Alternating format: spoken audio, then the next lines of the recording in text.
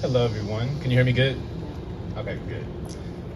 It's nice to know, actually, that I'm not the only one who's obsessed with words. And so just to see everybody come out here, it's a good thing. This first poem is one that I wrote last year during the pandemic as well. Sitting actually at UT was the first poem I wrote on campus here when I noticed something small. It's called Mayflowers Under Starlight. I was sitting on the edge of a fountain made of sprinklers, a little grassy area surrounded by the sprouting fissures and gentle noises, when I saw two mayflies lashed in the air, and I have to admit, at first I felt disgust. The sight of their pale, discolored bodies mingling under the cover of darkness was just uncomfortable. However, as I watched, I began to wonder how we must look, to the sun and moon and stars, with our strangely shaped bodies and movements, the way we pale in comparison to starlight. Realizing just how similar we look to mayflies mating in the night, small and insignificant, beautiful beings wandering in darkness, so often seen clinging to one another. I thought about how beautiful it must be to love in a garden of grass, stone, and flowers, sparkling with the shine of freshly sprinkled water droplets whose reflection from the right spot showed rainbows. How sweet the moment must be to make love under a blanket of a billion stars and to do it openly, freely, without judgment, and most wondrous of all, in flight. Thank you. I just realized I forgot to introduce myself. My name is Josh Russell. I'm a Plan 2 student. Hi, Eddie. And so that's actually a good segue because this next poem I wrote in my Plan 2 biology class today. So here we go. It's called Something in the Aura.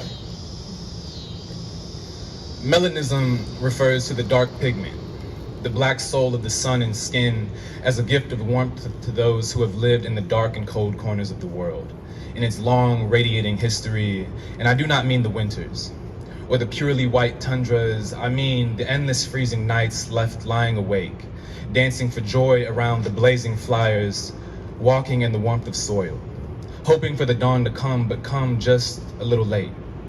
God made me a shadow in his sunlit world so that I might not burn, but instead absorb its dying warmth. What you feel, this aura radiating from me, is the moment of the earth. In my blood is the death of stars, in the wrath of solar systems twirling in my cells. Thank you.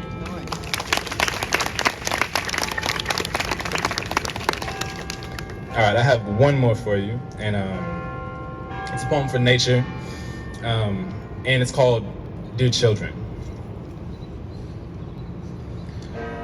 If the sky could speak, I bet she would gather us in her sphere of influence, wearing her finest baby blue dress, white pearls along her neckline, and her spotlight would be warm. Reaching for miles, I bet she'd speak softly. She'd say, Dear children, I know your waters are not clear and your borders are not free, but trust that you have nothing left to fear, and through this message you will see. See, they may rip the horns from your snouts and the fins from your backs.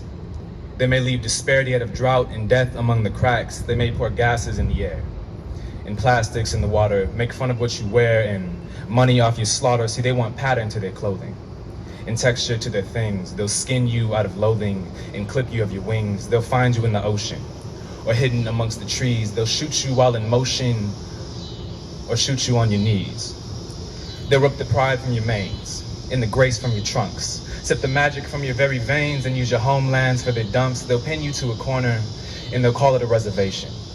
Take all that you stood for and drown it in denigration. They'll treat you like an animal, make you work for sustenance and make you work for what you lack. But they'll give you a home to call your own as long as they can tie you up out back. They'll treat you kindly, as kind as one can be, who's watching all this blindly, standing from outside the cage and free.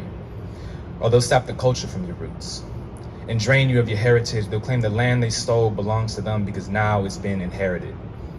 And you are an animal. But trust me, no longer do you have anything left to fear, because I've been down this road before.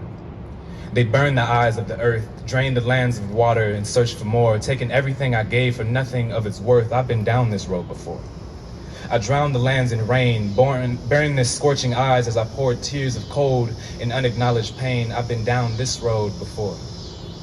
I spoke to them in storms. I screamed my wrath and thunder until there was nothing left but water. I've been down this road too many times. I watched them set fire to the very forests, poke holes in the clouds themselves, steal kindness from your hearts as if it had not been given. I've seen them kill all that I shined on, and I have chosen to continue loving them anyway. I continue to love you, my children. I believe I can teach you to love each other. Thank you for listening.